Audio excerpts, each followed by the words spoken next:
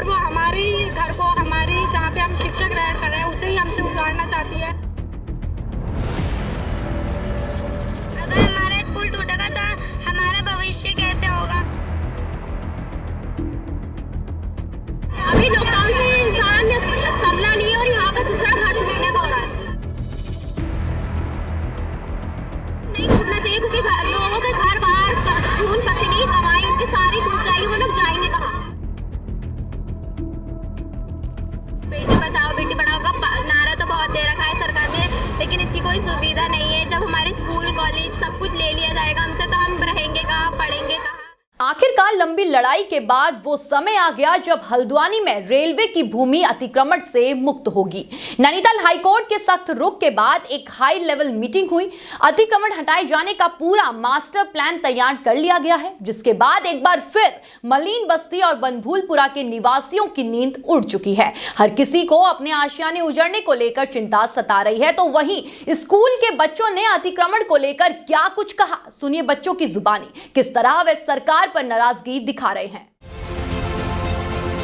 बता दें कि मंगलवार को उत्तराखंड उच्च न्यायालय ने हल्द्वानी के बनभूलपुरा क्षेत्र में रेलवे की भूमि पर से अतिक्रमणकारियों को हटाने के निर्देश दिए हैं। अतिक्रमणकारियों को एक हफ्ते में नोटिस जारी कर हटाने को कहा गया।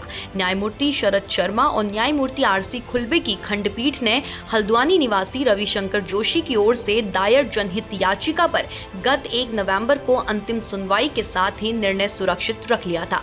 सुनवाई के दौरान कुछ अतिक्रमणकारियों की ओर से हस्तक्षेप याचिका दायर कर कहा गया कि रेलवे उन्हें हटाने के लिए एक तरफा कार्यवाही कर रहा है, उन्हें सुनवाई का मौका नहीं दिया गया। इसके बाद अदालत ने उन्हें सुनवाई के लिए मौका दिया। दूसरी ओर रेलवे की तरफ से ये भी कहा गया कि रेलवे की 29 एकड़ भूमि पर लगभग 4365 अतिक्रमणकारी मौजूद हैं और रेलवे ने पीपी एक्ट के तहत सभी को सुनवाई का पर्याप्त मौका दिया है और हाईकोर्ट ने निर्णय जारी करते हुए रेलवे की भूमि को खाली करने के निर्देश जारी कर दिए हैं। वहीं आज जब हमारी बनभूलपुरा क्षेत्र का टीम ने निरीक्षण किया तो अतिक्रमण में कई स्कूल भी शामिल हैं और बच्चों ने कहा कि जहां भारत के प्रधानमंत्री श्री नरेंद्र मोदी द्वारा बेटी पढ़ाओ बेटी बचाओ का जो नारा दिया है वह नारा गलत साबित होता हुआ नजर आ रहा है, वहीं हमारी शिक्षा इस अतिक्रमण में खराब हो जाएगी। सर हमारा स्कूल टूटेगा तो हम कहाँ पर पढ़ेंगे, और अगर हमारा स्कूल टूट गया तो फिर हम पढ़ेंगे कहाँ पर? हम नहीं चाहते कि हमारा स्कूल टूटे, इसलिए आपसे हम सबकी ये विनती है कि हमारा स्कूल ना तोड़े, और अगर हमारा स्कूल टूटेगा तो हमारा भविष्य कैसे होगा? और हम पढ़ना चाहते हैं, पढ़ लिख के हमें पेपर कर देते हैं। मैंने पहले भी किया था, इसलिए मैं दोबारा से कह रही हूँ कि हमारा स्कूल नहीं टूटे और हमें पढ़ने दीजिए।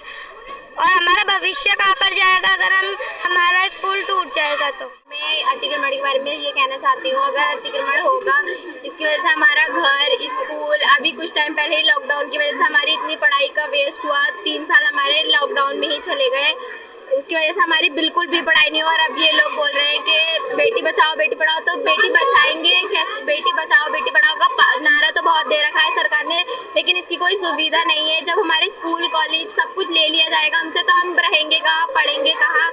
मैं आपके चैनल के द्वारा यही कहना चाहती हूँ कि हमें और कहीं या तो फिर और कहीं अगर जगह देंगे तो उसके लिए बहुत वक्त चाहिए, बहुत समय चाहिए होगा।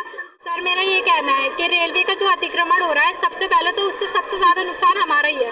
अब सरकार हमसे ये कहती है, बार बार यही नारा दिया जाता है बेटी पढ़ाओ बेटी बचाओ, और वो हमारे घर को, हमारी जहाँ पे हम शिक्षा ग्रहण कर रहे हैं उसे ही हमसे उजाड़ना चाहती है। हम कहाँ जाएंगे? अब हमें कहीं और स्कूल दिया जाएगा, उसमें भी हमें कितना वक्त लगेगा, हमारी पढ़ाई कितनी बाधित होगी उससे। और अब भी हमारे एग्जाम आने वाले हैं, बोर्ड वाले बच्चों के बोर्ड आने वाले हैं, हमारी पढ़ाई इतनी बाधित होगी, हमारी पढ़ाई के जितना भी यहाँ पे संसाधन है वो सब कहीं और भी हमें उपलब्ध एकदम नहीं हो पाएंगे। मैं यही कहना चाहती हूँ कि हमारे लिए ज़्यादा से ज़्यादा आवाज़ उठाएं। हमारे स्कूल के लिए सबसे ज़्यादा हमारी पढ़ाई पे बाधित हो रही है।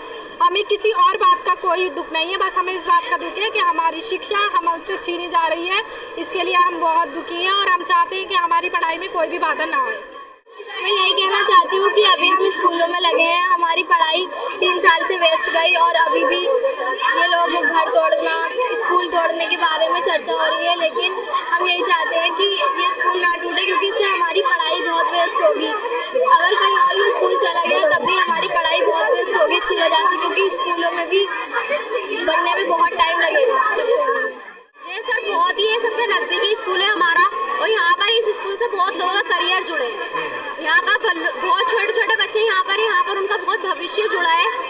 इसलिए